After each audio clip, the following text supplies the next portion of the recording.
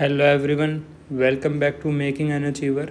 मेरा नाम है प्रिंस और आज हम लोग करने वाले हैं लिविंग वर्ल्ड का पेज नंबर 5। तो इसके ऊपर मेन क्वेश्चन क्या बन रहा है कि the first word denoting the genus starts with in binomial nomenclature. वो कैपिटल लेटर से स्टार्ट होता है हमारे पास।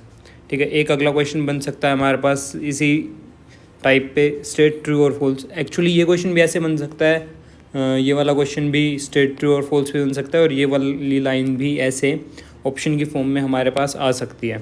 ठीक है, तो ट्रू और फॉल्स में क्या है कि जो स्पेसिफिक एपिथेट है वो स्मॉल लेटर से स्टार्ट होता है। तो हाँ, अब मैं वैसे थोड़ा सा बता देता हूँ बायोनोमियल नोमेनक्लेचर के अंदर क्या होता है कि एक तो जीनस का नाम होगा जैसे कि, और दूसरा जो होगा वो उसके स्पेसिफिक एपिथेट का नाम होगा जैसे कि इंडिका। तो इसमें लो ये होता है कि जो जीनस का नाम होगा वो कैपिटल से स्टार्ट होता है और स्पीसीज़ का नाम होगा वो स्मॉल से स्टार्ट होता है, और जब अलग से हम हाथ से लिखते हैं तो उसको अंडरलाइन कर देना चाहिए, और जब टाइप किया जाता है तो उसको मतलब इटैलिक्स में लिखते हैं। अगला क्वेश्चन देखते हैं, the name of the author appear after the specific epithet. ये कह रहा है कि जो ऑथर का नाम होता है वो स्पेसिफिक एपिथेट के बाद लिखा होता है और and is, sorry for the typing mistake, तो किस में लिखा होता है तो वो एब्रीवेटेड फॉर्म के अंदर हमारा लिखा जाता है जैसे कि लिन। ये मैंगीफेरा इंडिका के बाद ऐसे लिन लिखा होता है तो नाम क्या हुआ, इटैलिक्स में नहीं लिखा होता, ये नॉर्मल फॉर्म में ही और ऐसा LINN और उसके बाद फुल स्टॉप लिखा होता है। ठीक है, तो scientific name of the mango हमने जैसे अभी बताया और ये NCERT के अंदर है इसलिए मैं सिर्फ यही एग्जांपल लेके चल रहा हूँ। अब अगला क्वेश्चन आ सकता है कि स्टेट ट्रू और फॉल्स फॉर्म में the classification is done to study in fancy way. तो क्लासिफिकेशन हम किस लिए करते हैं, तो क्लासिफिकेशन इसलिए करते हैं ताकि जो हमारा पढ़ने का तरीका वो इजी हो जाए। इतने सारे एग्जाम्पल्स इतने सारे ऑर्गेनिजम्स हैं, हम सबको नहीं पढ़ सकते, तो क्लासिफिकेशन करके उनके ग्रुप्स बना दिए गए जिससे वो ईजीली पढ़ा जा सके, ईज ऑफ वर्क के लिए। The scientific term for the category के लिए एक साइंटिफिक टर्म यूज़ की गई है जिसको हम बोलते हैं टैक्सा। ठीक है, अगला क्वेश्चन है ट्रू और फॉल्स स्टेटमेंट है, the plant is a taxa, similarly wheat is also a taxa, animals, mammals, dogs are also taxa. ठीक है, तो टैक्सा एक मतलब ग्रुप को बोलते हैं चाहिए। हाँ, तो ये एकदम ट्रू है स्टेटमेंट। अब कहने का क्या मतलब है यहाँ पे कि जैसे प्लांट्स हैं, प्लांट्स के अंदर ही एक कैटेगरी होती है वीट्स की, वीट भी तो प्लांट ही हैं, बट प्लांट को भी हम टैक्सा बोल रहे हैं, वीट को भी हम टैक्सा बोल रहे हैं, एनिमल्स को भी टैक्सा बोल रहे हैं, एनिमल्स में मैमल्स होते हैं उनको भी टैक्सा बोल रहे हैं, उनके ग्रुप को भी, और डॉग को भी हम टैक्सा बोल रहे हैं। तो एक्चुअली ये किसी स्टेज का नाम नहीं है कि जैसे क्लासिफिकेशन होती है, किंगडम हुआ, फिर हमारे पास ऑर्डर आया, फैमिली आई, तो उनको टैक्सा बोल रहे, नहीं, पूरे ग्रुप को, एक ग्रुप को टैक्सा बोल रहे हैं, चाहे वो डॉग्स का ग्रुप हो, चाहे कैट्स का ग्रुप हो, चाहे मैमल्स का हो, चाहे प्लांट्स का हो, एक ग्रुप को हम यहाँ पे टैक्सा वर्ड यूज़ कर रहे हैं ग्रुप के लिए।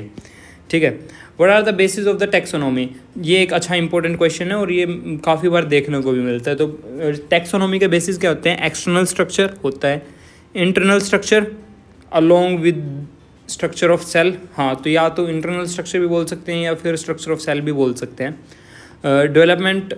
Development process and ecological information of organisms, हाँ तो ये भी होता है। तो यानी कि ये तीनों ही इसके अंदर आते हैं। क्या क्या, एक्सटर्नल स्ट्रक्चर बाहर से कैसा दिख रहा है, इंटरनल स्ट्रक्चर अंदर उसके क्या क्या चीज़ें हैं, और डेवलपमेंट प्रोसेस किस किस डेवलपमेंटल स्टेज से वो गया है, और इकोलॉजिकल इन्फॉर्मेशन ऑफ ऑर्गेनिजम्स, जो इकोलॉजी, जो कहाँ पे रहता है, क्या रहता है, कैसे रखता है, उन सभी चीज़ें मिल के टैक्सोनॉमी का बेस बना रही हैं। From above we came to know about taxonomy. अब टैक्सोनॉमी के ऊपर अगर क्वेश्चन बनेगा तो वो इन ही चीज़ों में से बनेगा।